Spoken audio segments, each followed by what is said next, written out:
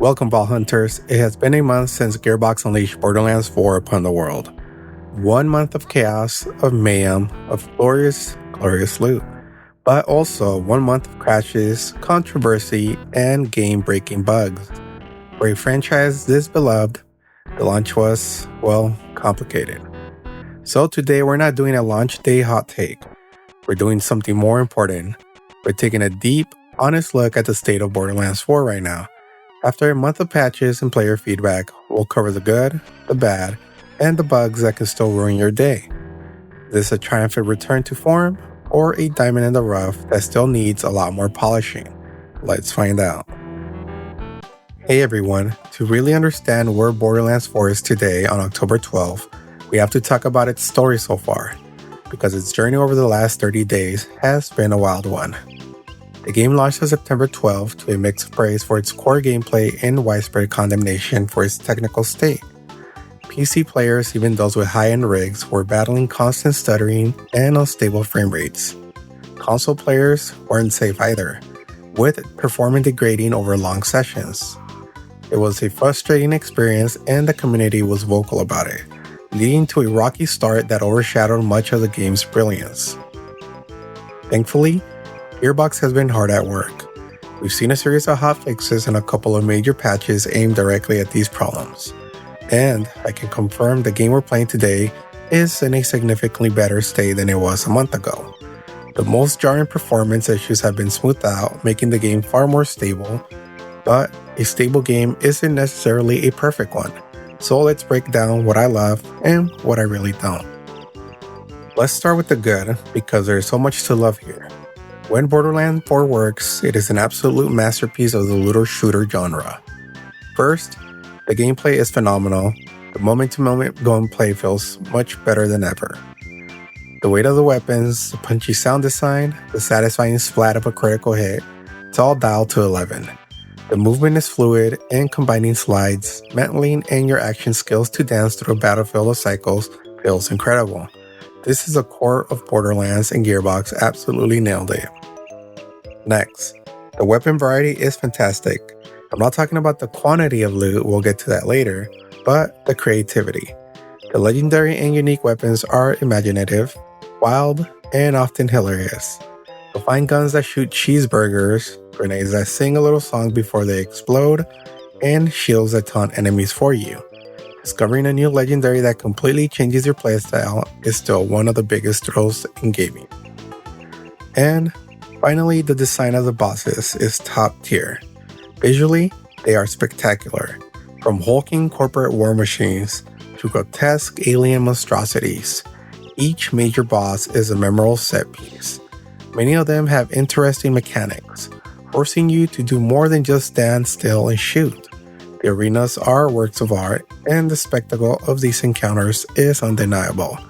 The design is great, but the challenge, that leads me to my dislikes. This is where my praise gets some major caveats. For everything Borderlands 4 does right, there are some baffling design choices and disastrous bugs that hold it back from true greatness. My first major issue is the overwhelming and repetitive loot. Yes, this is a looter shooter, but the balance is completely off.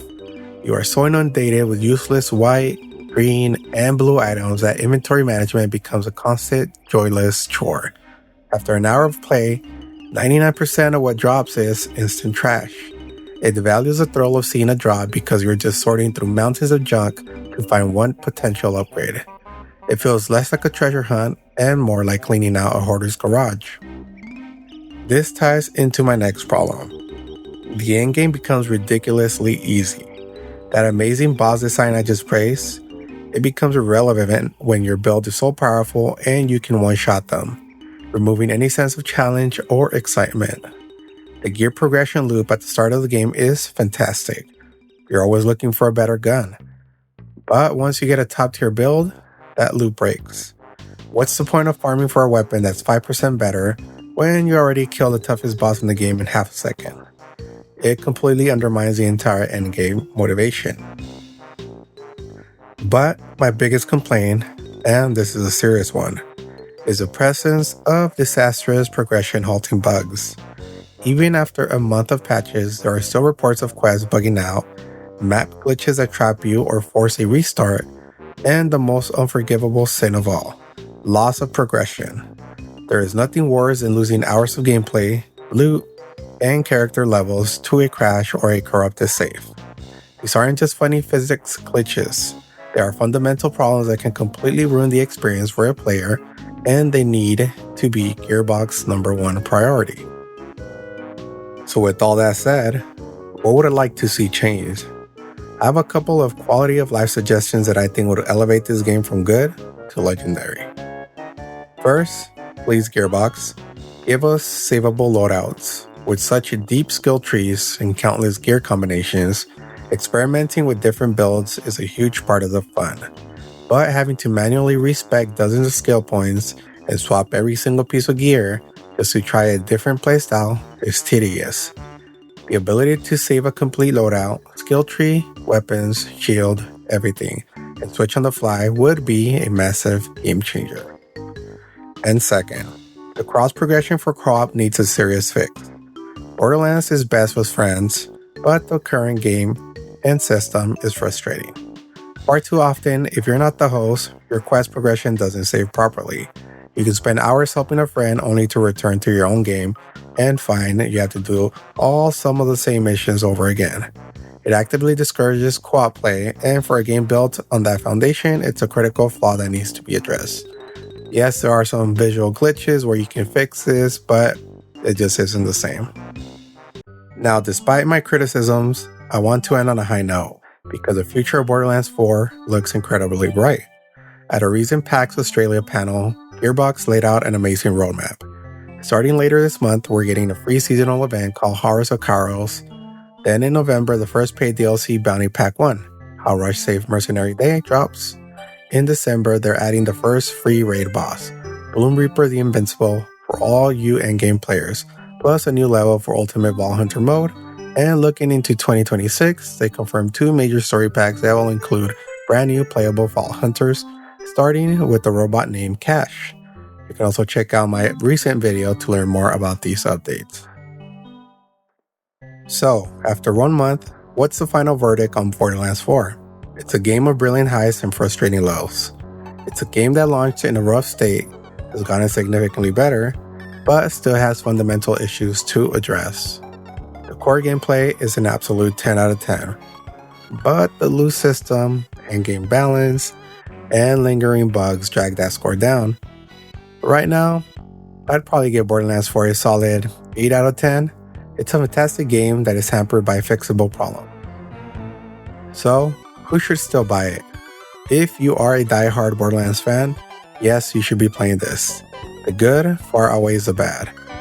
If you're a newcomer to the series, I think you'll have a blast, but go and prepare for some jank.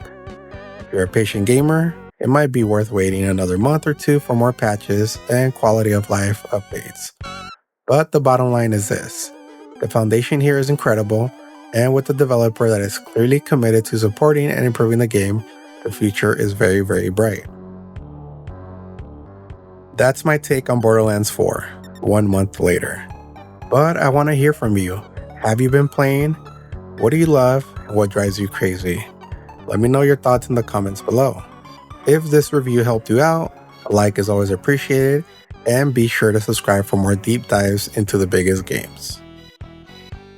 Be sure to check me out on YouTube Live and Twitch, as you can find me progressing through games and simply chill with me. I would also like to mention that I now offer 2 levels of membership on YouTube where you can obtain exclusive perks or simply support my channel. Thank you for watching, and I will see you next time.